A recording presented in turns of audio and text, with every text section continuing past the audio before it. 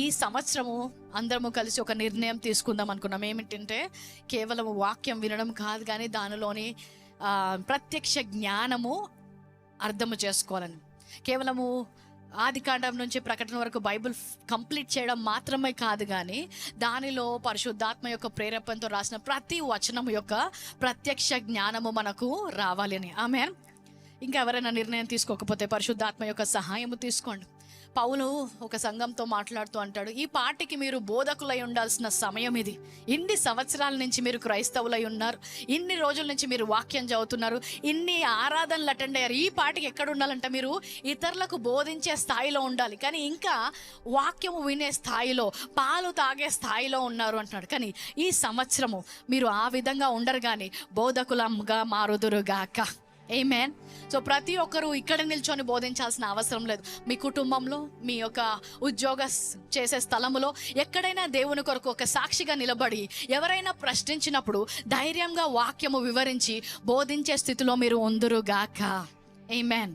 రోమీలకు రాసిన పత్రిక 7వ అధ్యాయము 23వ వచనం నుంచి. రోమీలకు రాసిన పత్రిక 7వ అధ్యాయం 23-24 వచనాలు పౌలు రాస్తున్నాడు. ఆయన శరీరంలో 2 నియమాలు ఉన్నాయంట.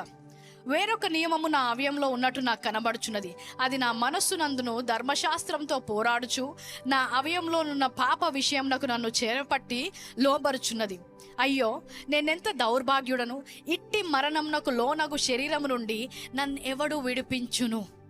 పౌలు యేసుక్రీస్తును సొంత రక్షకుడుగా అంగీకరించిన తరువాత ఆయన రాస్తున్న వచనాలు ఇవి. ఏంటంటే, నా శరీరంలో నా లోపల 2 నియమాలు ఉన్నట్టు చూస్తున్నాను. ఒకటేమో మరణం వైపు తీసుకొని వెళ్తుంది, ఒకటేమో మనస్సు నియమం ఉంది. ఈ రెండిటి మధ్యలో దేని వైపు వెళ్ళాలో నాకు అర్థం కావట్లేదు అంటున్నాడు.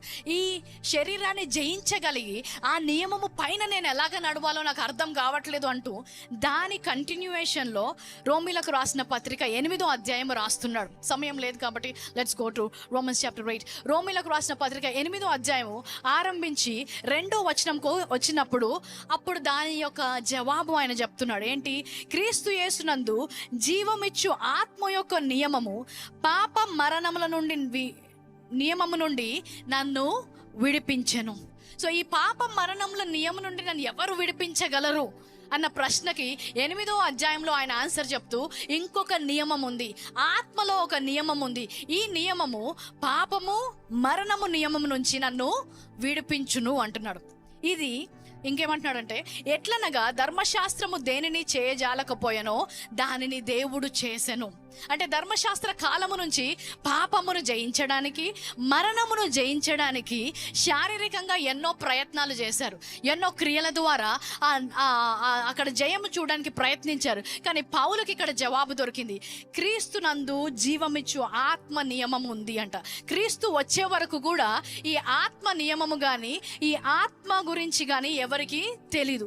ఎప్పుడైతే పౌలుకు అర్థమైందో అప్పుడు జీవమిచ్చు నియమము నాలో ఉందని అక్కడ నుంచి ఆయన జీవితంలో మనం చూసినట్లయితే గొప్ప గొప్ప అద్భుతాలలో మాత్రమే కాదు, కానీ ఎవరు నడవలేని జీవంలో నడుస్తాడు. అందుకే పౌలు ఒక ఓడ ప్రయాణంలో చేస్తున్నప్పుడు పెద్ద తుఫాన్ వస్తుంది, అందరూ భయపడిపోతారు, మునిగిపోతామేమో అని. పౌలు అంటాడు, ఏం అవ్వవు, మునిగిపోము. దూత వచ్చి ఏం చెప్తుంటే, నువ్వు కైసరు ముందు నిల్చోవాల్సి ఉంది, అప్పటి వరకు కూడా నువ్వు మరణించవు. నువ్వు మాత్రమే కాదు, ఓడలో ఉన్న వారు ఎవరూ మరణించరు అంటాడు. ఓడ బద్దలైపోయినా కూడా వారు ఈదుకుంటూ అక్కడున్న పక్కనున్న దీవికి వెళ్తారు. దీవి దగ్గరకు వచ్చినప్పుడు చలి కాచుకోవడానికి ఆయన మంట దగ్గరకు వచ్చినప్పుడు ఆ మంటలోంచి పాము వస్తుంది. పాము వచ్చి పౌలుని కాటేస్తుందంట. అది చాలా విషపూరితమైన పాము. ఇలాంటి సర్పము కాటేసిందంటే ఈయన తప్పకుండా శాపగ్రస్తుడు. మనుషుల ఆలోచన లాగుంటుంది, ఈయన తప్పకుండా శాపగ్రస్తుడు, అందుకే పాము కాటేసింది, ఇప్పుడు చనిపోతున్నాడు అని. ఆయన ఎప్పుడు చనిపోతాడా అని చూస్తున్నారంట. కానీ పౌలు ఏం చేస్తాడు, అమ్మో పాము కాటేసింది అని ఆయన భయపడట్లేదు. ఆ పామును తీసి ఎక్కడైతే ఆ మంట పెట్టారో ఆ మంటలో పడేస్తాడంట. కానీ ఆ పాము కాటు పౌలుని ఏమి చేయదు. అది చూసినప్పుడు పక్కనున్న వాళ్ళు ఒకలాంటి ఆశ్చర్యంలోకి వెళ్ళిపోతారు. అంత విషపూరితమైన పాము ఈయనని కాటేస్తే ఈయనకి ఎందుకు ఏమవ్వలేదు? ఎందుకంటే పౌలుకు ఒక ప్రత్యక్ష జ్ఞానం వచ్చింది. ఆత్మ నియమములో నేను పని చేస్తున్నాను, పాప మరణములు నా శరీరం మీద పని చేయవు అని. ఆమేన్. చాలామంది క్రైస్తవులకి ఇది నెక్స్ట్ లెవెల్ ఆఫ్ టీచింగ్. ఎందుకంటే హీలింగ్ అంటే స్వస్థత గురించి నేర్చుకున్నప్పుడే చాలా కష్టంగా, మనము ఆచార రీతిగా నేర్చుకున్నప్పుడు కష్టంగా ఉంటుంది. కానీ మరణము నిన్ను తాకదు అన్నప్పుడు చాలా లోతైన అనుభవము ఆత్మ ద్వారా ఈ ప్రత్యక్ష జ్ఞానం మనకు కలగాలి. ఎందుకంటే పౌలు ఒక్కడే మాత్రమే కాదు, చరిత్రలో చూసిన వాక్యంలో చూసిన ఎంతోమంది మరణాన్ని జయించి వారు జీవించగలిగారు. ఎందుకు? వారు కంప్లీట్ చేయాల్సిన పని అంటే నా పరుగు తుదముట్టే వరకు, నేను ఈ లోకంలో ఉన్నప్పుడు నా పరుగు తుదముట్టే వరకు, దేవుడు నా ద్వారా చేయాల్సిన కార్యములు జరిగించే వరకు మరణము నన్ను ఏమి చేయదు అనే ప్రత్యక్ష జ్ఞానం వచ్చిన వాళ్ళు మరణాన్ని జయించి జీవించారంట. హల్లెలూయా. జీవము గలవారు హల్లెలూయా చెప్పండి. బ్రతుకున్నవారు హల్లెలూయా చెప్పండి. హల్లెలూయా. మీరు వింటున్నారు, నాకు అర్థమవుతుంది. ప్రత్యక్ష జ్ఞానం మీకు వస్తుంది ఈరోజు. చూడండి,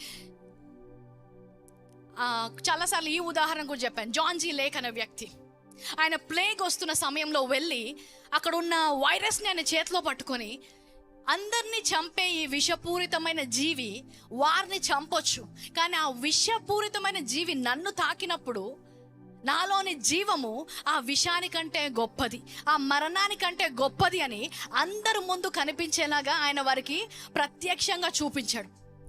మన భారతదేశంలో కూడా సాధు సుందర్ సింగ్ అనే ఒక వ్యక్తి, ఆయన వేరే ఒక విశ్వాసంలో నుంచి వచ్చిన తర్వాత కూడా యవనస్తుడై ఉండి, నాకు దేవుడు ఎవరో తెలవాలి, నిజమైన దేవుడు ఎవరో నాకు తెలియాలి అని అన్నీ వదిలేసి దేవుణ్ణి కనుక్కునే ఒక ప్రయాణం మొదలు పెడతాడు. చాలా వేదనలో ఉంటాడు.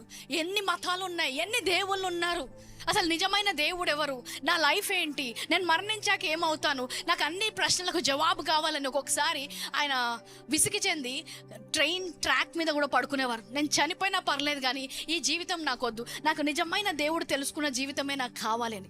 అలాంటి ఆకలి, అలాంటి తృష్ణ ఆశ చూసినప్పుడు ఆయనకి యేసు క్రీస్తు ఆయనకి ఎలాగైతే పౌలును దమస్కు మార్గంలో కలుసుకున్నాడో, సాధు సుందర్ సింగ్ గారికి కూడా అలాంటి అనుభవం జరుగుతుంది. యేసు క్రీస్తే ఆయన కనబడి మాట్లాడి రక్షణ గురించి తెలిసినప్పుడు ఆయన యేసుక్రీస్తుని తెలుసుకున్న తర్వాత క్రైస్తవుడిగా మారిపోతాడు. వాళ్ళ ఇంట్లో అది తెలిసినప్పుడు చాలా కోపపడతారు. ఆయన సింగ్ కాబట్టి చాలా పొడుగు జుట్టు ఉండేది, ఆ జుట్టు కూడా కత్తిరిచ్చేస్తాడు. అక్కడున్న కుటుంబస్తులకు, వాళ్ళ అన్నలకు, తమ్ములకు చాలా కోపం వచ్చేస్తుంది.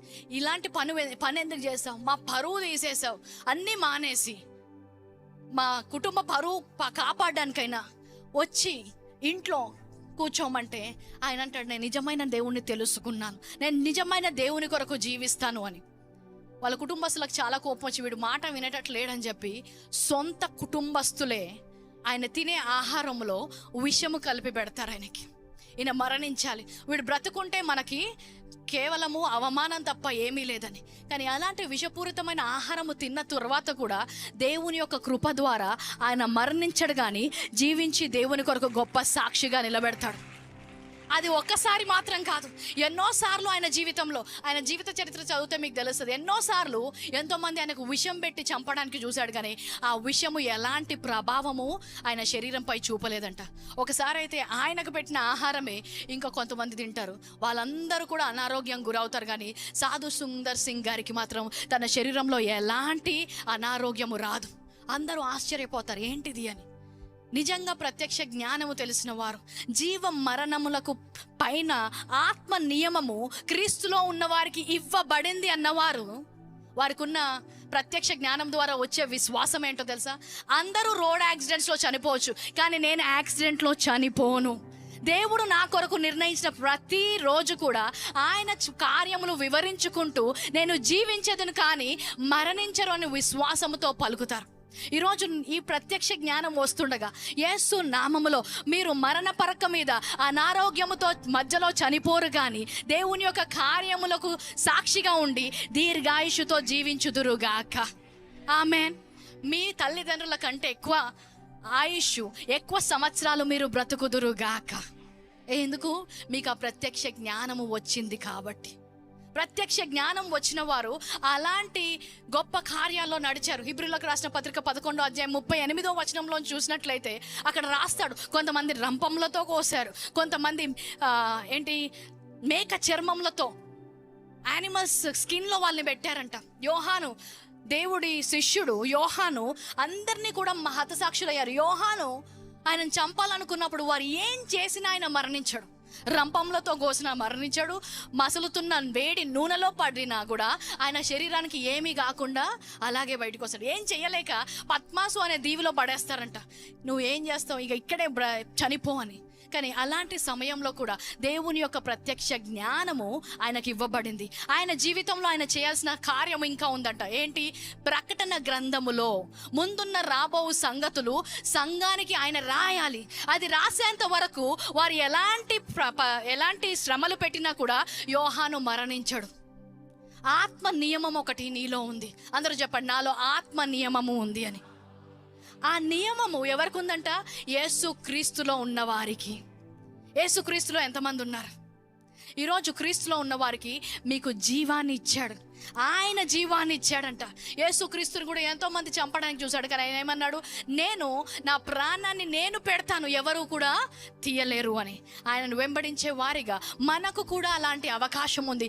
మధ్యలో ఆగిపోయే జీవితము నాది కాదు, అంతము వరకు కొనసాగించే దేవుడి వైపు నేను చూస్తుండగా ఎలాంటి హానికరమైంది వచ్చినా కూడా అది ఎంత మాత్రము నన్ను హాని చేయదు అని ప్రకటిద్దాం. నన్ను, నా కుటుంబాన్ని నాయన నీ యొక్క ప్రణాళికలో నడిపించండి. పౌలు ఎలాగైతే రాశాడో, నా పరుగు కడముట్టించాను, ప్రతి ఒక్కరి సాక్ష్యం అలాగ ఉండును గాక. నా పిల్లలకి ఇంకా వివాహం కాలేదు, నేను అప్పుడే నేను చనిపోతున్నాను. నేను ఇంకా చేయాల్సిన పనులు చాలా ఉన్నాయి, అప్పుడే నేను చనిపోతున్నాను. అలాంటి సాక్ష్యము కాదు. హిజ్కియా అడిగాడు, నాకు 15 సంవత్సరాల ఆయుష్ పొడిగించమంటే కృపగల దేవుడు ఆయన ఆయుష్ను కూడా పొడిగించగలడు. కానీ నీకు అడిగే విశ్వాసం ఉందా? ఆ ప్రత్యక్ష జ్ఞానములో విశ్వసించడానికి నీకు ఆ దేవుని యొక్క మనస్సు, ఆత్మ ద్వారా నువ్వు నడిపించగలుగుతున్నావా?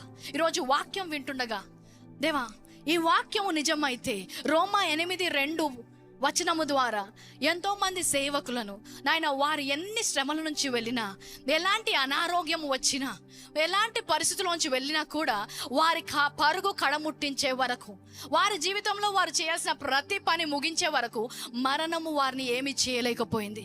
అది నా జీవితంలో కూడా నిజమవును గాక అని చెప్తాం. ఆమేన్.